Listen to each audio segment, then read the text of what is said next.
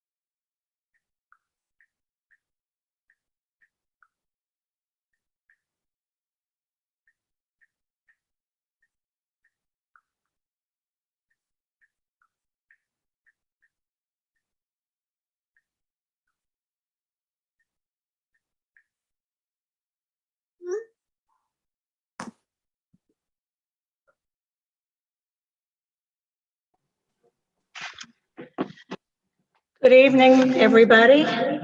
This is July 29th at 6 o'clock, our first budget workshop. Roseanne, can you call the order, please? Here. Here, Here. I'm here. Here, present.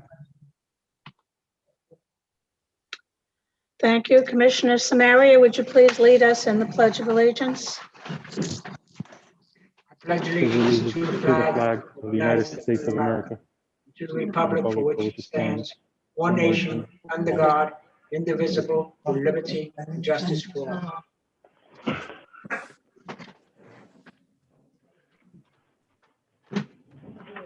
Okay, next we're going to have the presentation of the proposed budget fiscal year 2021 to 2022 by Mario Diaz, our village manager. Thank you very much. And Mayor, order, please. Mario sent out an email yesterday requiring that masks be worn in all public buildings. And there are two people in the room that don't have masks on. Dan has his down below his chin and Ginny doesn't have one at all. So I'm really hoping that we can all abide by Mario's order to residents to wear masks in public buildings out of respect to each other and to this community, and quite frankly, at this point, to the whole world, to try to get this pandemic stopped.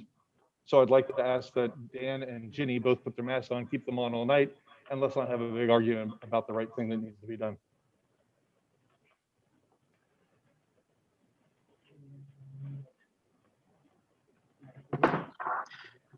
When I'm not sitting behind the barrier, I certainly will put the mask on. At this point, it's easier for everybody to understand that I am sitting in between a barrier. Okay, so just for the record, Ginny and Dan are going to defy Mario's directive to the village. I already got directions from the attorney and city manager, so they know about the situation. Thank you. Okay, Mario?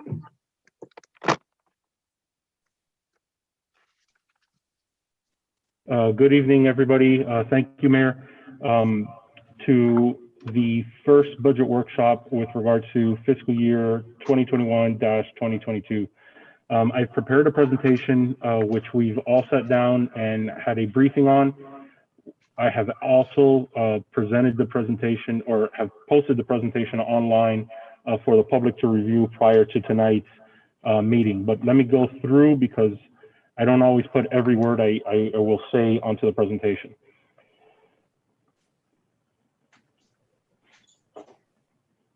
I apologize. Okay, to set the stage, last year, there was a lot of uncertainty going on with COVID and how that would impact revenue, not only for municipalities, but also for state and county taxes. And so Paul, who's joined us tonight, in an abundance of caution, was looking and seeing, which is standard for everybody at this time last year, that we could potentially see a 50% reduction in revenues from state and county shared revenues, things like sales taxes and gas taxes and things like that. So in order to help compensate and to balance the budget, what the commission ended up doing was approving a budget that had 100% collection of ad valorem revenue or property taxes. This helped account for some of the revenue shortfall. The reason why, and Paul, step in if I'm overstepping, but the reason I feel that Paul made that kind of recommendation and the commission went forward with it is because property taxes is a more secure stream of revenue that would be coming in as opposed to sales taxes. And so for the most part, everybody who pays their mortgage puts money away for the property taxes on a monthly basis on escrow, and then the banks pay the county and the state or whatever they got to do when they can. Now that is for last year, it was good prudence to be able to do that. The good news is that in 2021, state and Miami-Dade County revenues did not see a 50% reduction in how it affects Biscayne Park. And so they outperformed the expectations that we saw. And in our budget, we only really saw from shared revenue at one point, really a reduction of 14%. So the question sets, well, where does my tax dollars go? And so what I ended up doing is we came up with this visual presentation so that everybody can see exactly where the tax dollars are spent. Per $100 that a resident pays in taxes on their property taxes, the majority or the highest percentage, 38% essentially, comes to the village of Biscayne Park. The next one would be Miami-Dade County at $30, then the school board at $28, and then other state and regional taxes at about $4. So now that we know that for every $100 of property tax that you pay, 38 comes to Biscayne Park, how do we calculate the revenue that makes up the millage rate, which is what we talk about during this budgeting process? And so the millage rate is the tax rate that's used to calculate the local property taxes per $1,000 of the property's assessed taxable value. And so here you'll see the calculation, a simple formula of how that's done. For every $1,000, the millage rate being at a 9.5, which is what's being proposed in my recommendation tonight. The formula is 100,000 divided by 1,000 multiplied by 9.5. So for every 100,000 that your property is assessed, you would be paying $950 in property tax. So for all the taxes that the village collects per $100, where is that broken up? And what I ended up doing is I broke it up by department. And so 40% goes to the police department. That is average, if not a little bit below other cities as well with bigger departments. The majority of city budgets that have their own police departments or that have a police department, period, the majority of their budget goes towards the police. General administration is 29%. Public Works Department accounts for 16%. Parks and Recreation accounts for 7%. I apologize, this is an older presentation. Why is this one showing? So the building, if we were to include it within the general fund, which we don't, I have moved that, so I apologize. That would have been $4. Some slight variations here, but none of the percentages really change for us. And then the commission would be $1.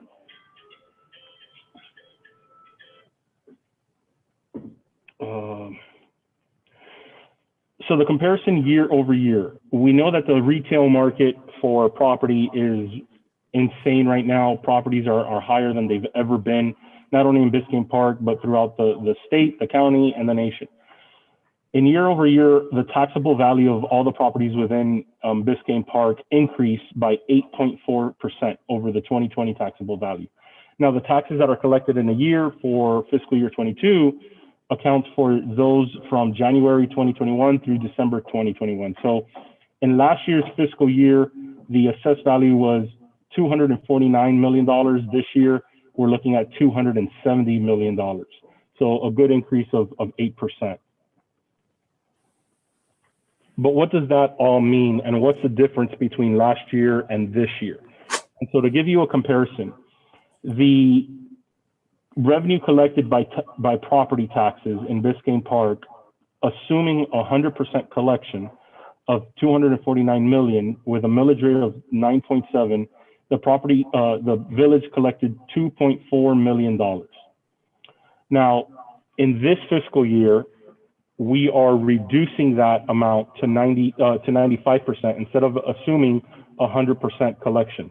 Now, it's best practice to do that simply because you have properties that would pay early, so there's a discount that they receive for paying early. You have properties that may be late, so you may or may not see that within that fiscal year. You have properties that don't pay at all and might go into a foreclosure rate. So there's a lot of different variables that we will have. So we try not to budget for 100%. So as we recommend a 95% budget of collection of taxable value, if we keep a 9.7 millage, the difference between last year's revenue being collected and this year's revenue collected would be $71,000 of additional revenue. So you see that because the property values go up. Now, in the proposed, the difference of a 9.5 millage, the village would be collecting 2.43 million. So the difference between last year collecting at 100 at a 9.7 and the recommended budget tonight collecting at 95% at a 9.5 millage is essentially $20,000 above what was collected last year. Now, one thing that's important to understand is something that's within the term, it's within your resolution tonight. And if we were to be asking, okay, what would the millage be if we collect the exact same revenue we did last year, collecting at the 100% again? So that is called a rollback rate. And the rollback rate is a rate that would essentially just generate the same amount of property tax revenue as provided the year prior, minus several other deductions in there. So if we were to collect 100% of the property taxes again in fiscal year 22, the rollback rate would be 8.9830. Not something that I recommend because I think it's very important that we do and we account for those variables that we receive. Also, although we may get closer to 100%, even if we get to 100%, that additional 5% at the end of the year would then be carried over into the general fund, or that savings, air quotes there, right? The savings account. Sometimes it's very difficult to try to align what a personal budget looks like to what a government or a business budget would look like.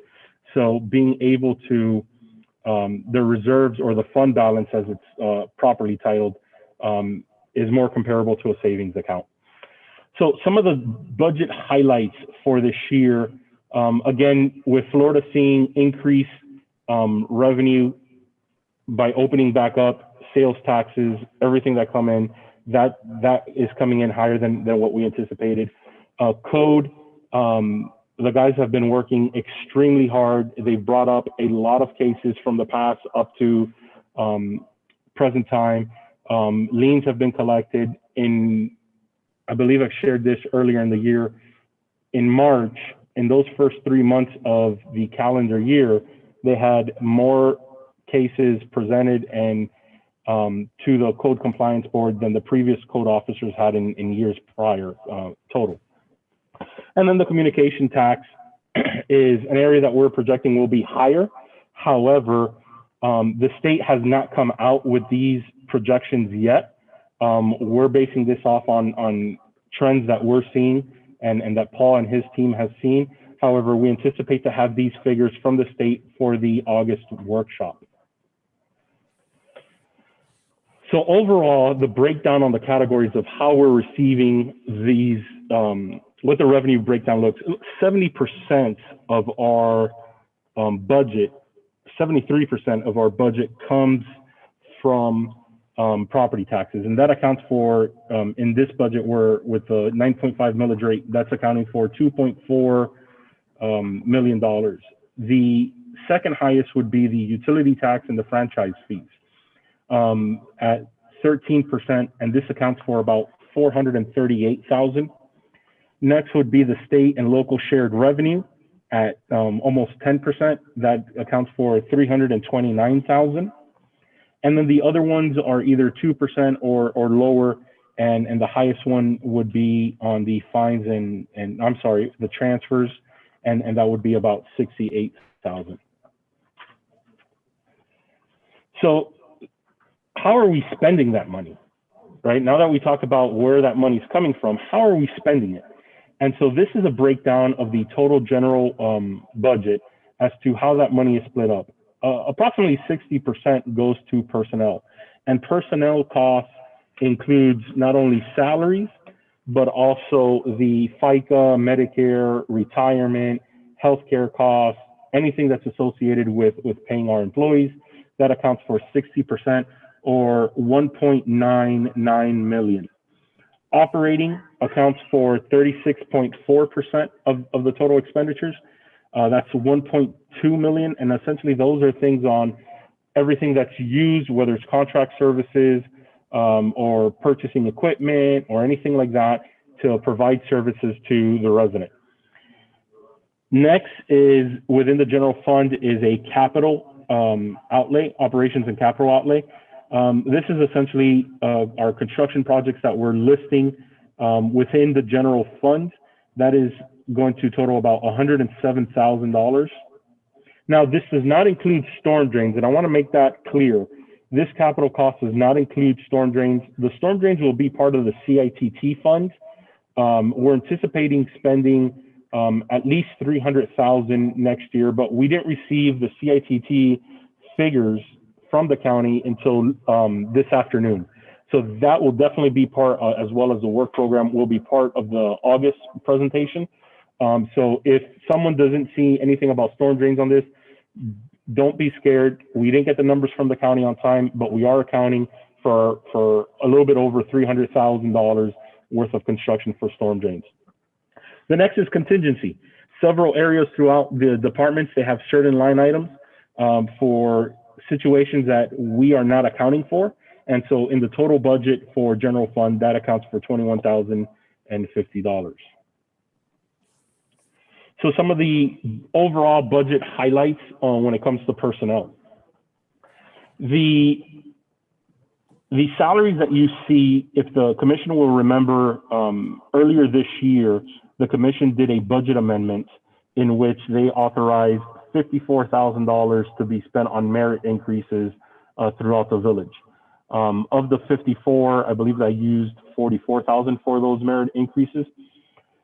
Now, the salaries you are being given today throughout the department worksheets, you will see that it not only includes that merit increase from 2021, I'm sorry.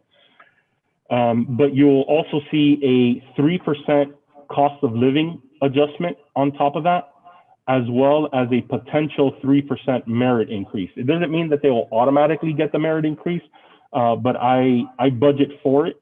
And if they don't get it or we don't use it, then I'd rather have that than coming back and saying, hey, we should do something for the employees. The only employee that does not have any type of increase is myself. I didn't want to be presumptuous. I know there's been conversations about this in the past. I left it what the budget had from what was adopted from last year. The 5% increase in police officers is per contract. So they get a straight 5% no matter what when they come for the evaluations. Part-time officers will also be increasing. We're adding one additional part-time officer, which is the request. That will be approximately 24,000 throughout the year to help fill in some gaps with some officers that have left recently. We've also eliminated one laborer in Public Works, where the total salary and the fringe benefits accounts for $55,000. Now, although we're saving those $55,000, I do want to remind the commission that some of that money was used and combined in order to hire the new Public Works manager. And then finally, FRS. Every year on July 1st, the state determines what the percentage per category of employee they would receive. And so this year that went up. So depending on the classification of the employee, it's an additional 6 to 8% increase for that would affect the budget. Now breaking down into department level kind of highlights. Now this doesn't have everything. This just has any major changes that we're talking about. In the budget that I've presented, one of the things that you'll see in there for the administration portion of the budget is $35,000 towards a comprehensive plan update and a water quality update. This is something I didn't account for, nor did we really talk about it outside of saying there was a window that we had potentially 2024, 2025 to update. In the creation of the budget, I received an email and then a phone call, which I verified, in which the state said, I'm sorry, but in 2018, your update was due and we still don't have a comprehensive plan update. So that kind of changed a little bit of our plan. I started to speak with Calvin Giordano, who's our planner on record, and started trying to work and have negotiated it down so far to $35,000. Now, an additional request that we have is for $50,000. This accounts for essentially 3 contractors. These are not employees. One would be a grant writer. Now, the grant writer for the budget that we're indicating within the department, which is about which is $10,000. This will be for an application of about 3 or 4 different grants. That I think will be a good range, not only for the village, but with every grant, you have to have a certain percent of matching funds. And so because our budget is as tight as it is now, we can't just apply to 20, 30 different grants. Now, one of the good things with a grant writer is there are grants available for the writing of a comprehensive plan and a comprehensive plan update. So I'm hoping one of those applications might be able to go in and we might be able to offset some of the costs of the comprehensive plan update with a grant. There are others for construction and design of a storm drain system. So we'll be looking heavily for that, as well as parks and various other things. But the priority for the grant, at least right now, in my mind, would be towards the infrastructure projects. A strategic planner, back in April, we had a strategic budget hearing. We talked about having a vision for the village. What do we want the village to look like in the next 5, 10, 20, 30 years? And so the strategic planner is that person who would moderate and lead the village through that process and do the legwork behind it. I budgeted $20,000 based on some conversations I've had in the past couple of years, although I will tell you that's pretty low still. I know if we contact FIU for FIU to do it, you're talking over 30,000. So we'll be trying to find some creative ways to hire somebody within our budget. And then lastly, I asked to make up that 50 a public communications contractor. That's one of the priorities that the commission has set for me. And in the past, for several months and in the evaluation over the last month or so, we've talked about how not only coming up with a plan, an editorial content, some design work, and even an editorial calendar, we need help in the village. And so $20,000, again, although on the low side, will at least start us moving in the right direction that we can continue to build upon. We're speaking with Calvin Giordano, looking at the ADA walkway, the landscaping, some lighting, everything here around that not only from the foundation, but the commission has made a priority to make sure we get this squared away. We believe the project will be about $20,000. Legal counsel, we're looking to increase by 10%, so $8,500. Again, remember, one of the analysis the commission had asked of legal was if we were paying hourly, what would the cost be? And essentially, it would be double than what we've been paying now. So I thought that this was an appropriate amount for the work that they're doing. Codification is an increase of $7,800. Recently, I did a little bit more digging to find out what each ordinance, when we go and we pass a new ordinance, what that's going to look like cost-wise and how much that actually costs. And on average, that's about $1,400 to $1,500 per ordinance. Some could be a little bit more, some could be less. It all depends on how much of that editing and that codification on the Muni Code it might be. So we've increased it, assuming it's going to be about 7 throughout the year. And then overall, I sharpened some pencils to try to find some savings within the department and was able to find $14,000. Next, we have police and code, something that I think I'm very proud of Chief and his command staff. They took a look and they really sharpened and they started seeing what was critical. Operating expenses for police is staying flat. And so some things went up, some things went down, but overall their operating expenses are staying flat. The key difference in their budget is with regards to salary per the contract with a 5% increase. the additional part-time officer, and then how those increases affect the benefits portions from FICA, Medicare, retirement, healthcare, all those type of things. And then code, although code expenses were reduced, something that you do end up seeing in the code department is for the class and the test for the certification for the code officers, as well as the you get a discount if you're part of the code association, which also gives us a lot more resources when it comes to code. So you'll see that built in there as well. Within public works, there's some increases. I moved money from certain areas into different sectors. Overall, it's an increase of $20,000 for landscaping. We're looking at the requests of residents, especially on 121st Street, and at the commission to try to prioritize something is to build a plan in which we would beautify the median, which would also prevent those from driving through the median and making illegal U-turns and causing a safety condition or a dangerous condition for our residents and those of North Miami as well. And so although we'll try to work with North Miami, I didn't want to just hold the project up for however much time it may be, whether they assist or not.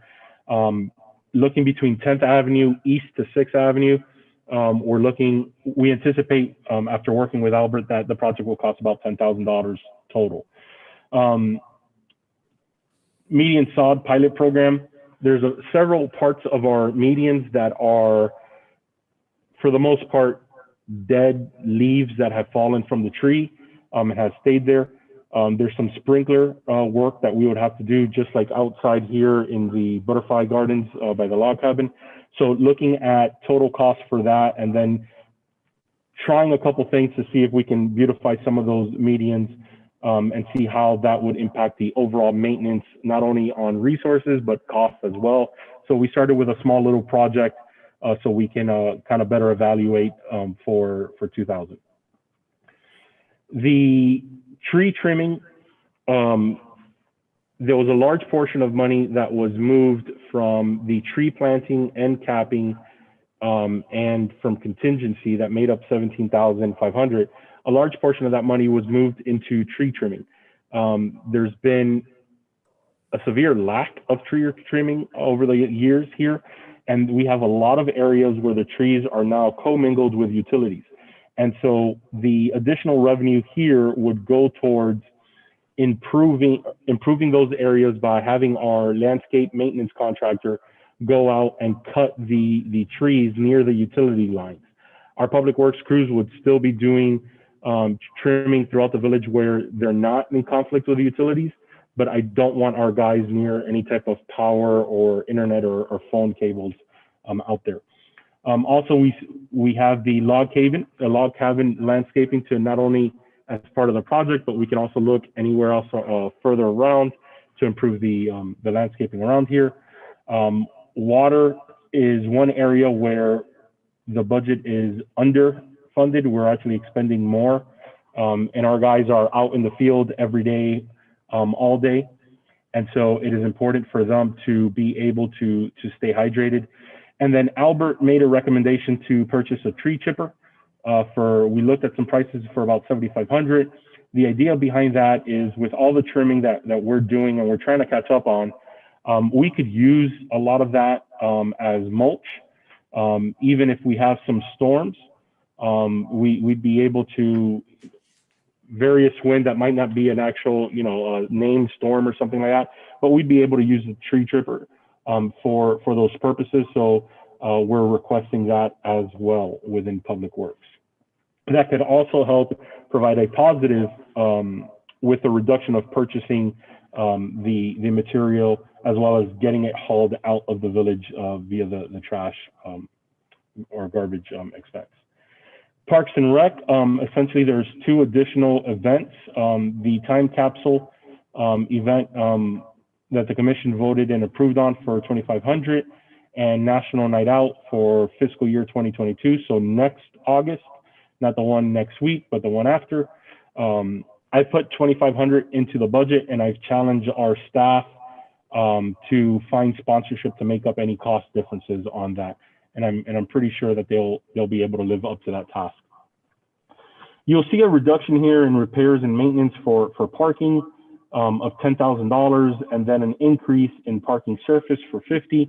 When I was looking at the budget, they both looked the same. As a matter of fact, it was a turf block and then a parking area. What I ended up doing is I ended up combining both line items.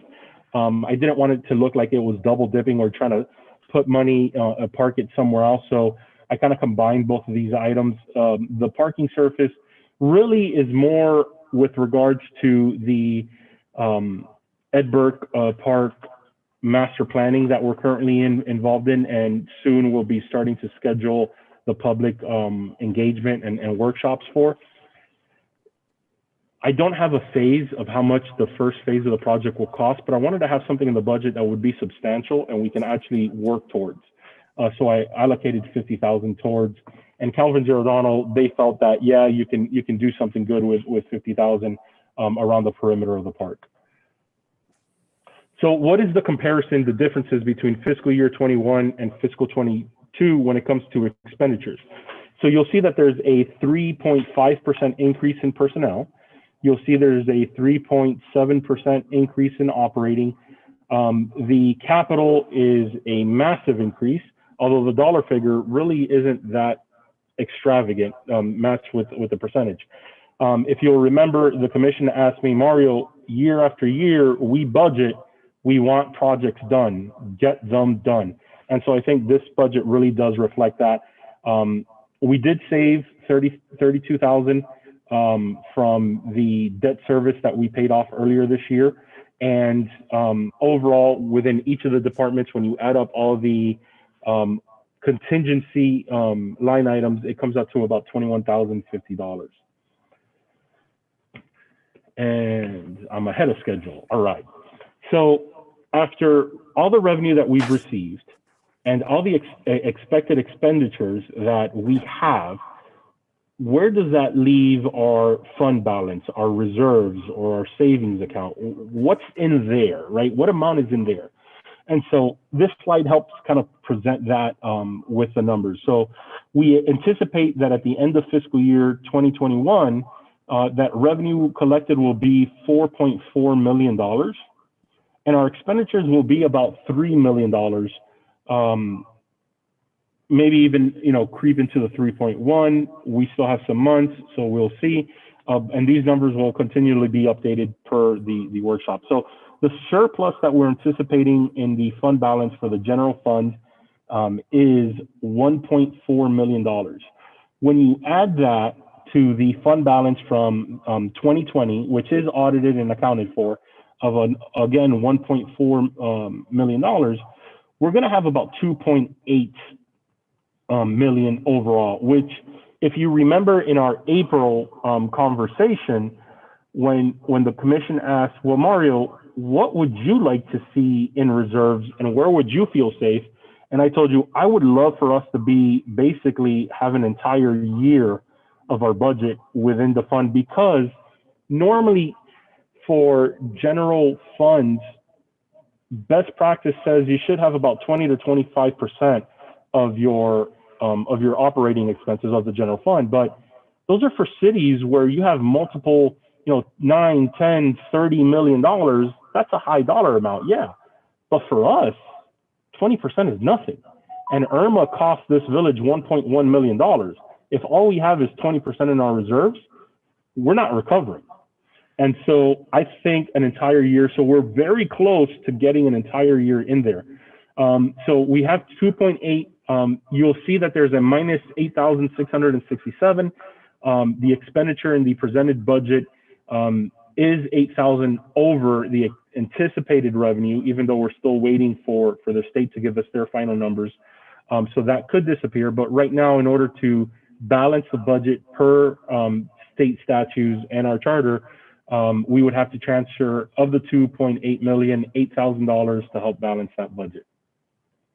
So the final number in reserves would be 2,876,342. Now this, I wanted to give you a historical look at what this looked like over the past several years. So you'll see between 17 and 18 that the fund balance went down. That is where Irma started coming in with the help when Paul started coming in and started being, and the commission being prudent on how the expenditures are going. You'll see that you started creeping up. And then we had a huge spike between fiscal year 20 and 21. The reason for the huge spike, again, is because with the help of Roseanne, which I can't see her, but I see that she's over there now, especially with the help of Roseanne and others, we were able to collect so far over $800,000 of reimbursement from FEMA for Hurricane Irma expenses. So that's why we see the big jump within the fund balance. We are in the final stages of getting approval for an additional $300,000 from FEMA. So that number might go up, but it's in the works, and I don't have an estimated time frame from FEMA at this point on that. So I've mentioned our conversations in April, right? On April 24th, we had a strategic budget planning session on a Saturday, and I appreciate everybody who came out, and we had a good conversation for a few hours. In there, and in part of the process, I asked the commission to, and I included myself in that process, to give out all the different various ideas that we feel are priorities for the village. And we split them up essentially into three different categories: a management, and of all the ideas, we had about 15 total, 7 of which are being addressed in the budget, or we have started in fiscal year 21. And those are the list of the various ones that we have started. For operational, there were essentially 8 ideas, 3 of which are being addressed in the budget or have begun in fiscal year 21. For capital, there were essentially 13 total ideas, 6 of which are being addressed in this budget or have begun in fiscal year 21. And I'm quite proud of that, because that session really helped kind of put things together, not only for the rest of the fiscal year and its expenditures, but also how are we moving forward. And I think it's pretty obvious. Storm drain, roadways, protecting our medians, those are all critical paths. Those are things we need to do, and we should have been doing for a while. So that's the general fund. That is over with. That is what is affected by the 9.7 millage. We're done. Now there's additional funds that we have in our budget to make up the total budget. Now this additional fund, the first one we'll talk about tonight, is the road fund. And this is usually fairly much faster than what we'll go through on the general. Now these are the 2 that we'll be talking about tonight, is road fund and building. Both of these funds are not included in the general or the expenditures of the general. These are monies that are kept in itself. So the revenue that we are anticipating for the road fund in 22 is $133,000. It's an increase of approximately $53,000 compared to 21. And that is, the state has seen a lot better in fuel tax from the county and the state than what was anticipated. However, our expenditures is still $144,000. And so there's a shortfall there of $11,000 that we would have to make up.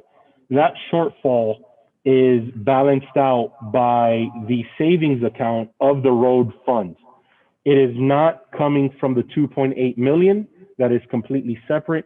This comes just from the road fund itself. And so here's the breakdown. You'll have for essentially the projected fund balance, the savings account on October 1st of 2021, which would be next fiscal year, will still be, even after the 11,000 transfer, 110,435. For building, in past years, your building department was included as part of the general fund. Although there's nothing wrong with showing it there, you can't use that money for anything except building expenses. So what I asked Paul to do is remove the building fund, all the revenue that we get from the building department and any expenditure, remove it out of general and move it into its own unique fund. It's much easier to see the money coming in and out when we do that, as opposed to it being commingled with general funds. Because then you can say, oh, we have more reserves than what we thought. Well, you don't, because any of that money coming from building, you can't use it for hurricane assistance or anything like that. So we're being quite conservative here in this budget. The market is insane, in my opinion. I've never seen houses to this type of level, the rates, which is great for us. But we've had an increase of people wanting to buy, not only buy houses, but renovate their homes. And I think being at home for 3 months during COVID or longer, you start looking at all the things and start thinking, I want to change this. And if I'm ever going to be stuck at home again, I want the pool, or I want this. And so we're seeing a lot more work. And so overall, we've balanced it out so that there's a zero, it's zero. That will have funds generated from the building department will be used obviously within the building department. Increased professional services, more than what was budgeted, $15,000, and probably continue to increase. But that comes with the additional work that we've received for the permits and the inspections and the cost of all those type of things. So that's really balanced out. And then as of right now, the consultant, the revenue sharing for our consultant to oversee the building department is a 65, 35 split. If you remember when we extended Calvin Giordano, the idea for the resolution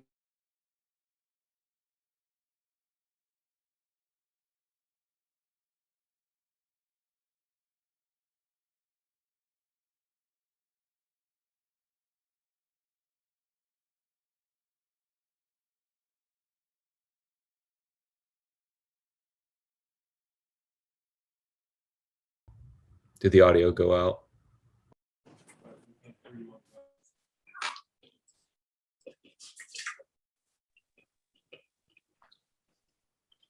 Are you hearing Zoom, Mario?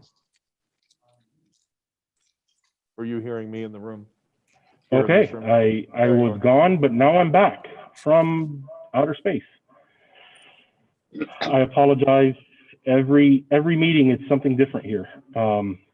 Okay. So with the building, with the resolution, we talk about a 70-30 split or a 75-25. We've made some important changes to the building department. One is we have a new building official, and she is moving at light speed. Right now, they are caught up with what is going to planning and zoning for approval and what is being submitted for their plan review. So they're right on pace of where they should be. She is also looking at bringing to the commission in short order recommendations for fee increases for permitting, variances, and planning and zoning applications. She's doing a comparison between us and comparable cities and our neighboring cities, and being able to show where we are with that. So they'll be coming in, and then that's when the new revenue split will take place. And then finally, the last slide, we talk about what kind of impact this has to our residents. And so on average, the average homesteaded taxable value of the village in fiscal year 21 is 193. With a 9.7 millage, they paid about $1,800 to Biscayne Park on their taxes. In fiscal year 22, with the increase in property value, even though we are lowering the millage rate, the overall, because of the increase in the property value, where the average will be about $100 more than last year. Now, there's a lot of things that come into play and why we just kind of use the average, you have properties who have homesteaded properties. So they get a discount on the assessed values. You have long-term homesteaded properties. So what's the difference there? Well, in our county, the assessed value can only go up 3% every year for a homesteaded property. So even though your home might be worth $1 million, if you've lived there for a long time, the assessed value might only be for $100,000, $200,000. You also have veteran discounts, you have senior discount, and you have portability. So if someone lived in another community and they sold that, moved here, they can still bring that assessed value over to their new home. Now, how does that affect us? And Paul, please jump in here, because I know I'm getting a little bit outside of my wheelhouse when it comes to portability, is most of these neighborhoods have, or all of them, have a lower millage rate because their revenue is diverse. For example, City of Miami Lakes, 100% of their property tax pays the police department. That's all it pays for.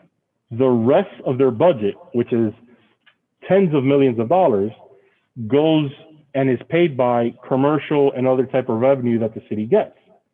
And so if you have someone who now sells their property in Miami Lakes and moves into Biscayne Park, that assessed value is going to be much different than what the purchase price is here.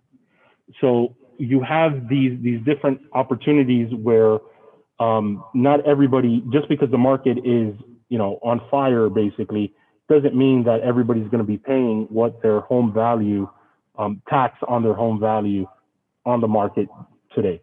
So we're averaging about $100 of increase from year over year. With that, I conclude the presentation. I'll be glad to answer any questions. I'm prepared. I wanted to keep the presentation kind of on the higher end. We do have another budget meeting on August 19th, a workshop, and then we'll have our 2 hearings in September as well.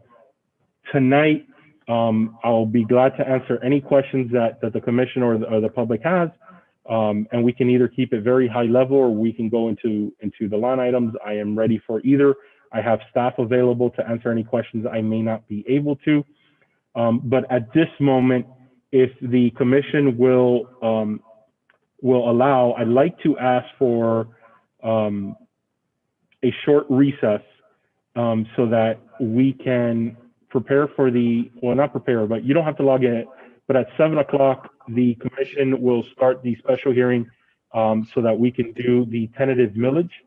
That is important. We need to be able to do that for the county and turn it in tomorrow so that they know what the highest level of millage we would do. The recommendation in the resolution is to keep it at 9.7. Now, we can always come below that as we work out the budget, but we can't go above it.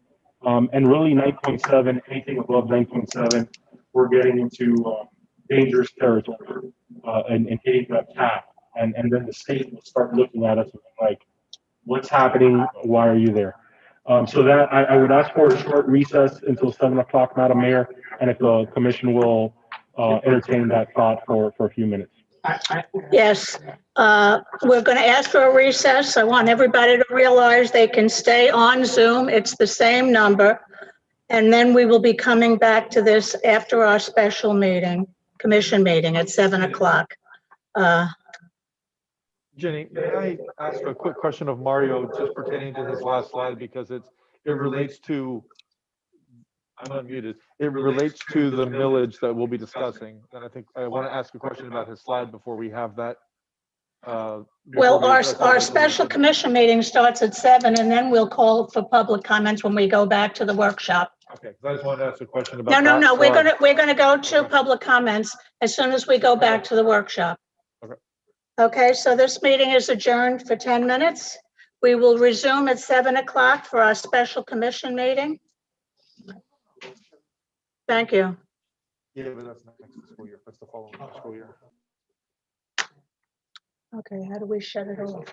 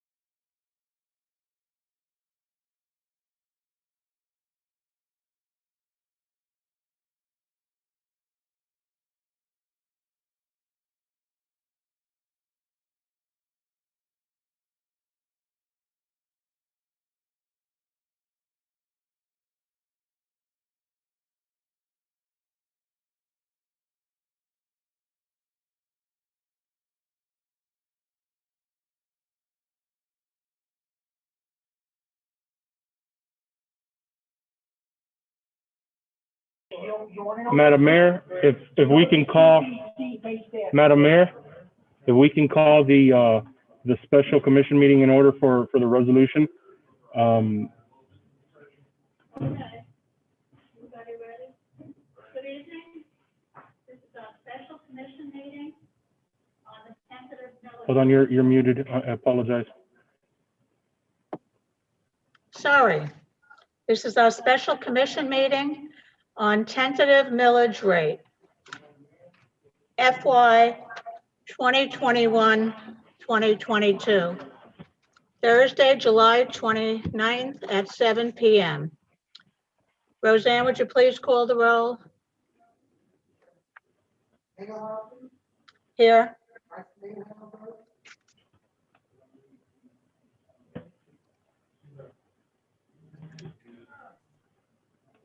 Judy's on. Raise your hand, Judy. Okay, she's here. Present. Commissioner Kennedy?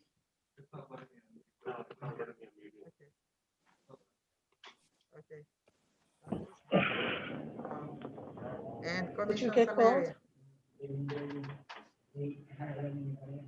Give me 1 second. I apologize. Okay, you should be able to. I'm here, Mayor. Okay, I'm here.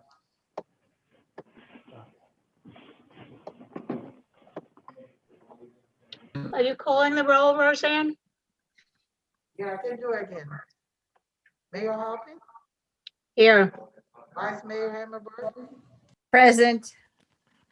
Commissioner Gonzalez? Here. Commissioner Kennedy? Here. Commissioner Samaria? Here. Thank you. Okay, we are going to go into public comments related to the agenda items. Anybody that wants to speak for their 3 minutes, please raise your hand. I see Bob is speedy. He did it first.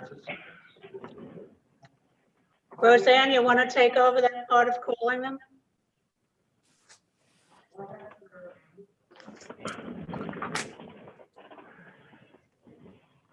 Bobby Anderson? Go Yes, thank you.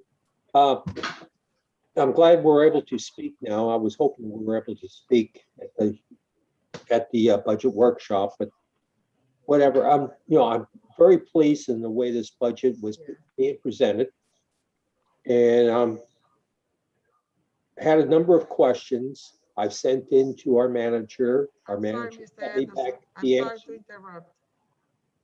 Mr. Anderson? Can you hear me? Yeah, very low, very low. Okay, No, I'll you're speak. fine. I'll speak You're louder. fine. You're fine. Thank you. I'll speak louder. Yeah. I sent in some questions to our manager, and the manager replied and answered all of my questions. And I'm glad to see in the budget that they have, the manager has put in for some experts for helping us out on communication and also our strategic planning. We've had in the past, had somebody in here for strategic planning that we had to pay for. And we've done it a couple of times, and sorry to say, the village has never really followed through on the suggestions, only a few of them. As far as communications, we've never had anybody in here to help us with our communications, even though the public and most people are complaining, including me, I'm part of the public. We could use a lot of help there, and I'm glad to see that that is in the budget for this time. Thank you. Janie Anderson? Thank you, Janie Anderson, 11th Place and 119th Street. I went back and forth with the whole communication consultant strategist thing, and initially had kind of anti-feelings, but the more I hear the reasoning and the more I realize we're just going to keep marching in place if we don't take some big steps. So I have to respect the manager on this one. He's made a good move, and I'm completely on board with it now. I wasn't necessarily earlier today, but it makes total sense. This is probably the most important piece of legislation you guys will handle in a year. And to that end, I hope we hear some substantive give and take tonight, because you guys may have had all your questions answered, but the community needs to hear. And the tendency in working with budgets is you tend to look at the big stuff because that's what jumps out at everybody. When so often it's a whole lot of little stuff that just gets passed year after year, and nobody really analyzes to see why. And sometimes that's the places you can make the cuts, which then give you an aggregate sum of money that can be used for bigger and better things.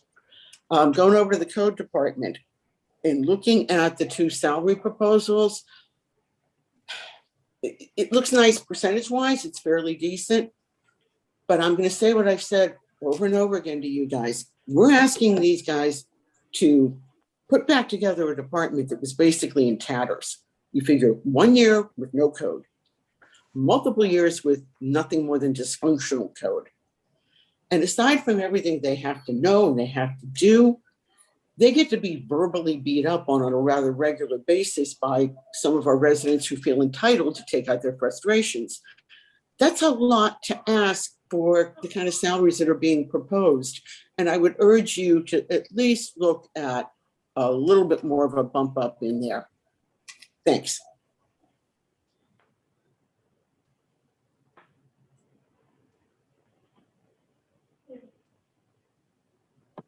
Is there anybody else that wants to speak from the public for 3 minutes? I don't see anyone.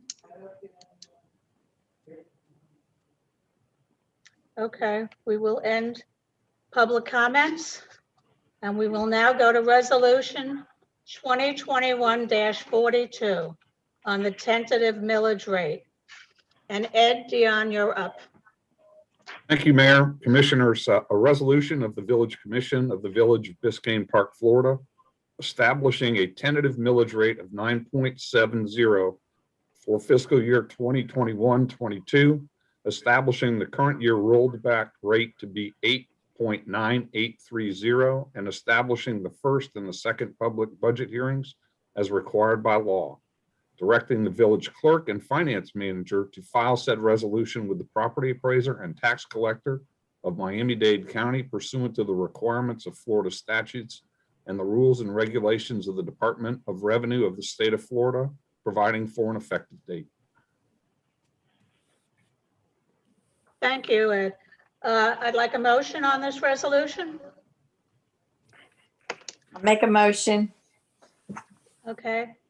By Vice Mayor Judy Himmelberg has made the motion. I like the second, but when it comes into September. We're looking for the second, period. What is Judy's motion? Is it to pass that, I assume, Judy? My motion is to open discussion and to pass this amendment. I'll second that. Very second. Okay, it's seconded by Dan Samaria. Okay, is there any discussion? Commissioner Gonzalez? Do you have any discussion on this item? No, other than the fact that I just want to make sure that we're setting the millage rate at 9.7, right? And we can always lower it, we just can't raise it. Right. I just want to make sure that the residents understand. This resolution sets a tentative millage rate of 9.7, which can be lowered later, but cannot be increased.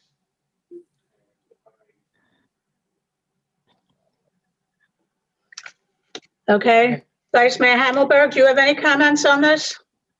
No, I don't. Okay, Commissioner Samaria? Yes, I do. I'm hoping that we can lower this. I'm gonna be hoping that we can lower this millage rate, and that we're gonna go over department by department and see what we can cut.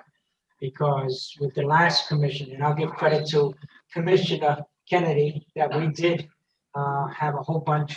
He agreed with me, and we went over line by line at the last commission. We found a lot of money that we can cut.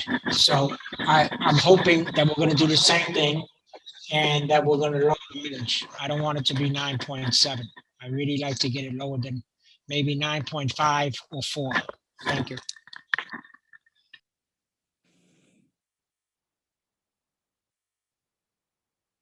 Ginny's muted. Can you guys Commissioner unmute? Kennedy, do you have any comments on this? Yeah, I do. Just real quickly. I was hoping we would, when Mario ended his presentation, the last thing he discussed was the millage. And I had some questions about the slide that he put up, and I just wanted to ask two quick things. First of all, I support 9.7 the whole way through the process. And Mario, on this slide, what to me is not clear, first of all, it looks like you're proposing 9.5 for 2022. So for 2021, the year we're in currently and ending soon, it's at 9.7, and you show actual figures. For 2022, you're showing 9.5, but you're not showing 9.7. So we're about to vote on 9.7, which might change before, we pass this thing officially in September. But what we're not showing residents is the 9.7 amount. We're showing them 9.5, but not showing them what we're about to vote on. That's one thing I just wanted to point out. So I want to make sure people are clear on that, because they may be looking at amounts there and thinking that's what we're about to vote on. It's not. Okay, the other thing is, what I would like to hear from Paul is, based on the proposed or the expected taxable, the taxable rates for 2022, what is the average amount per millage rate for a homesteaded property in the village? We had that figure last year. Paul, if you're there still, I can't see you. And I want to say the figure last year, Paul, was $25 that you gave us. In other words, for every 0.1 that it changed, it would be a $25 decrease for the average homesteaded household. What is the amount this year, Paul? Yeah, generally speaking, that's going to still be accurate. Okay, so it's going to be $25 for every 0.1. And then another question that I suppose is for Paul. There are two numbers that you can look at. One is an average and one is a median. In this instance, I wonder if median might be a more valuable figure for us to consider, given that we're a community that has a lot of taxable value in one group, and then we have some outliers at the high end and the low end. And I wonder if, and I'm not suggesting that it is a better figure, I'm wondering from your financial perspective is if we should also be looking at a median amount when we have this conversation. Well, from a financial perspective, I don't look at any of it. We look at an aggregate of what amount of revenue it will generate and what type of expenses we expect. So frankly, from finance, those are more global social decisions and impacts. What you're looking at is, like if 80% of the houses are going to be impacted greater than 20%, something along those lines, I think is where you're headed. With that analysis, they did give us the tax roll mid-year with the assessed value column, I recall. So that would be really just a business process for somebody to average and analyze them as you might want. But that's not something finance really cares about. Okay, I wonder if we could get that for the next workshop, Mario, or at least you could just send it out to the commission. And again, I don't know. I didn't calculate it myself. I wouldn't presume to do that. But I don't know if it'll be significant, but it might be a more interesting figure for us to look at. So Commissioner, I was able to get the numbers, although I wasn't able to create a slide for it. On the a 9.7 millage for the average homestead taxable, so that it's in relation to the slide that you see on your screen right now. The variance is approximately $138. You broke up there, Mario. I'm sorry, I didn't. It's so for a 9.7 millage, the variance would be essentially $138 and 73 cents. Okay, so that's the figure that people should be considering. Right. On the median, a 9.7 millage for a median, you're looking at an increase. You're looking at an increase of $108 or $9 monthly. At a 9.5 millage, it's approximately $83. Again, these numbers are mainly calculated to show an example of what a property owner will have. They're not exact numbers. I think Paul used it very well. It's more of a social type of number, and it doesn't really reflect the actual number that we see in the budget. Right, and then everybody's actual number is different based on their own personal situation with their home. So it sounds like those median numbers were kind of significantly different. Can you tell me them again? At 9.5, the median was how much? 9.5 is $83.73 increase. Mhm. At 9.7, it is $108.48 increase. Okay, so that is an interesting figure for us all to keep in mind. So it is, the median is less than the average, in other words. Yeah, the median is less than the average. Okay, so that is interesting. And Paul, you said it was about 25. I'm surprised it's still $25 per 0.1, Paul, considering that the taxable value went up, what, 8.4% or something? Yeah, I'm speaking in general terms, just if you wanted to have a ballpark figure in your head for 0.01. So you're what he comfortable just, with 25? yeah, I mean, it depends on the context that you're using that number, but just for general purposes, the annual impact of a few millage, tenths of a millage point are pretty minor. They're Okay. very small. That's exactly what I'm getting at. So I want to make sure everyone. Yeah, last year I characterized it largely as somewhat symbolic. Exactly. So if we decrease from if we pass 9.7 and later decrease it to 9.6, the average or median household that's homesteaded will save $25 on their taxes. But the aggregate to the community is upwards of $30,000 in revenue to the village, but $25 per household. It's about that same as last year, right, Paul? That seems about right. Okay. I think it's important for us all to keep that in mind later as we discuss possibly bringing this down, the minor amount of money that it is per resident, but the very large amount of money that it is to the village, and it's our main revenue source. That's all I have. Thank you, Jimmy.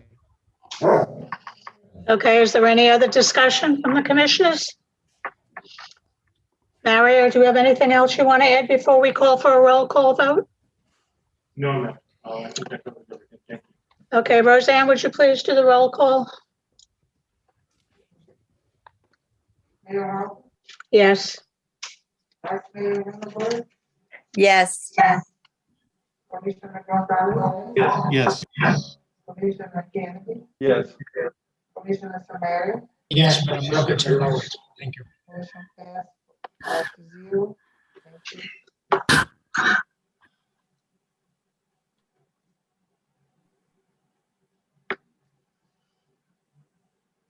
Okay, everyone was in favor? Okay, I'll call for a motion to adjourn. Happy to make a motion to adjourn. I'll second it. Okay, made by Judy Himmelberg, seconded by Dan Samari. We will continue in a few minutes on our prior thing. Remember, you can stay on the same Zoom. Thank you.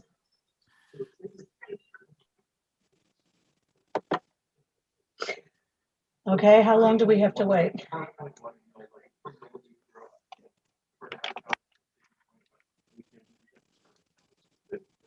Okay, we're going to public comments again.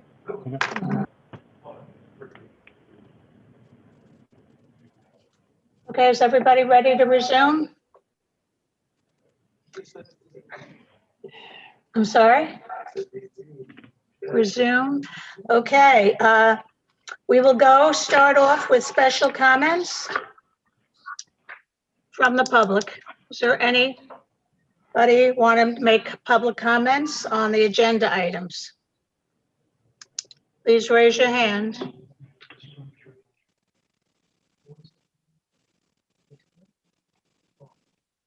Okay, are there any public comments from the committee? I mean, any comments from the commissioners?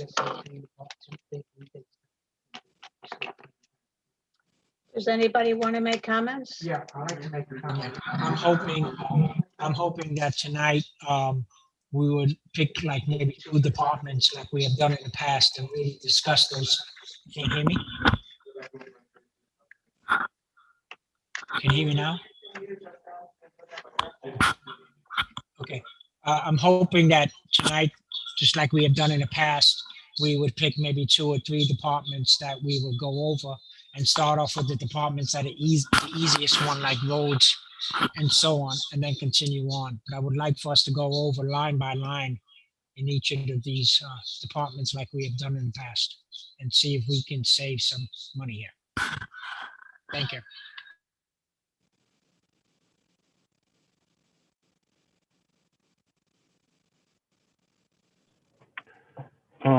Commissioner, I think if, I'm sorry, Mayor, if you'd like, what I would like to know is, does anybody else on the commission have anything specific they wanted to address before we go into the individual department? We could be here for the next 4 hours if we go line item by line item. We could definitely do that. I am ready for that. But in an effort to possibly save some time, if there's no comment for a department, then we don't need to address it. So we can just kind of start naming them out. And if nobody has any concerns, or I know Commissioner Kennedy submitted to you all an email just before his recommendations. I don't know if the commission would want to just take all of that as one comment. We still have August to address any like major changes or anything like that you guys would like. And then the first formal hearing is September 7th, and the final is September 29th. So I am definitely open to doing department by department, but in an effort to save time, if we don't need to go into all departments and there's only certain things that the commission wants to address, then we can just do that. If I may, I would suggest that we come back in August with our recommendations, specific recommendations on anything that we want to see cut, and then discuss it in our August meeting.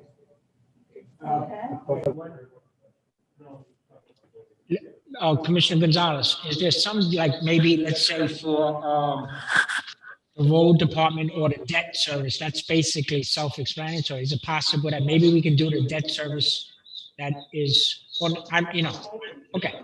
That service is zero. I mean, I agree with you 100%. I'd rather come back in August. That's what I was prepared to do. Yeah, definitely. I agree. Okay, well, maybe I misunderstood what tonight was.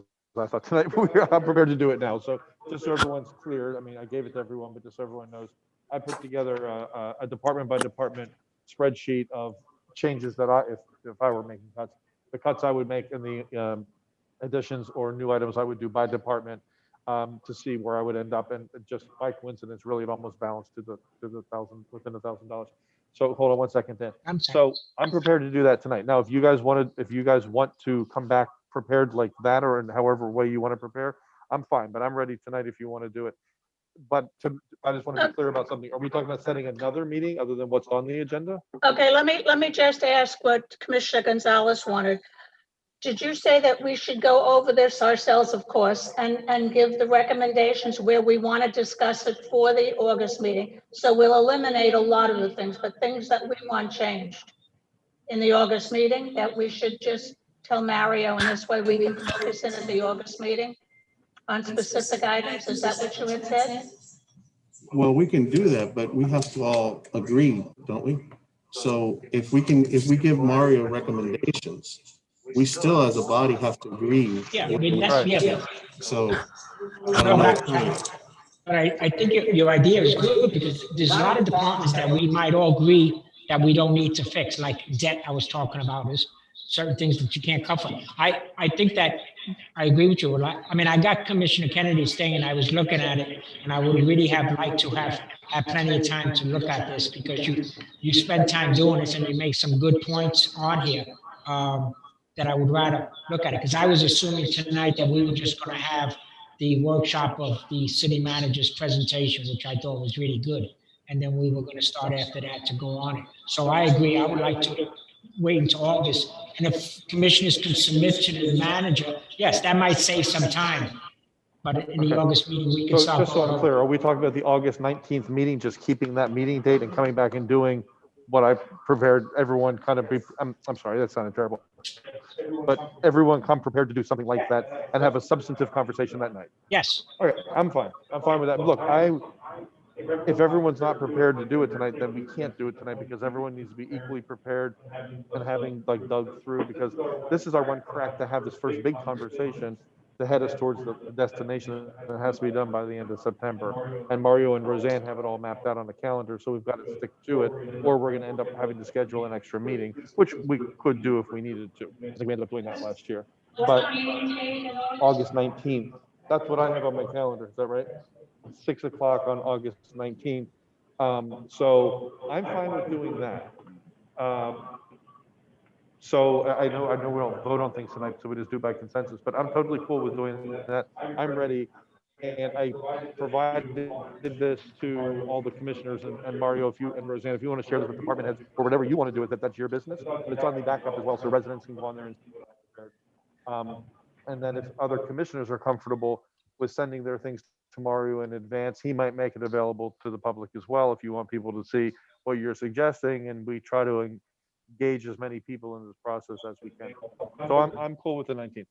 But can I, while I'm talking and then I'll be done, I want to say a couple of really quick things, Jenny, about the process. First of all, I want to say thanks to Mario. Mario, you and your staff did a fabulous job on this. I'm so impressed and so happy, and it's your first budget, so I can only imagine how much better it will be next year.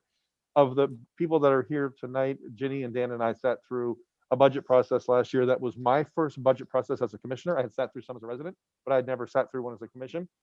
Thank God Paul was here and Roseanne to guide us and hold my hand, because I didn't know what the hell I was doing or looking at. And it was a cluster. It's not a bad word to say. But this is so much better, Mario. Thank you to you and Roseanne and Paul and all of your department heads and whoever worked on this.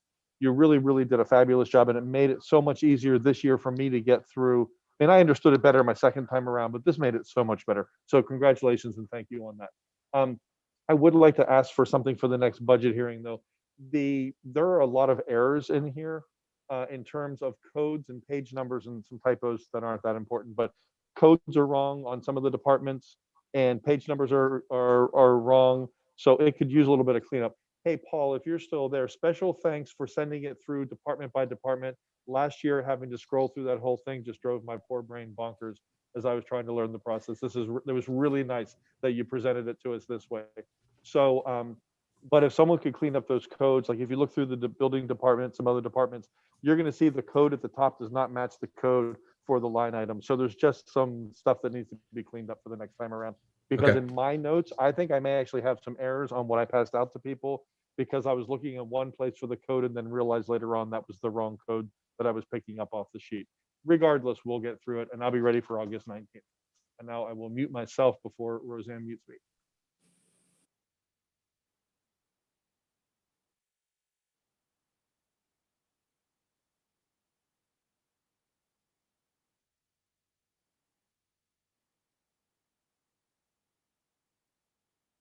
Judy, do you have anything you want to say? I mean, I feel like there's a lot of stuff on here that there's no place to cut, and there are some areas that certainly have places we could cut. So I could do it today or I could do it in August, doesn't matter to me. Okay. Can I have everybody's opinion if we want to start or go to, I'll do August 19th. I want everyone to be as prepared as they can be, so I would much rather do it on August 19th. okay, I would prefer August 19th. What time are we doing that, 6 o'clock. August 6 19th? o'clock. 6 p.m. Is that okay with you? 6 p.m. Yeah. That's what's on the calendar already. At 6 o'clock on, The 19th. That's what's on the calendar. okay. I will entertain a motion to adjourn. I make a motion to adjourn. I'll second that. Okay, seconded. Have a very pleasant evening, everybody. I know you have nothing better to do now that the meeting is over early, but try hard. Have a pleasant evening. Bye, everybody. Bye, Ed and Valerie.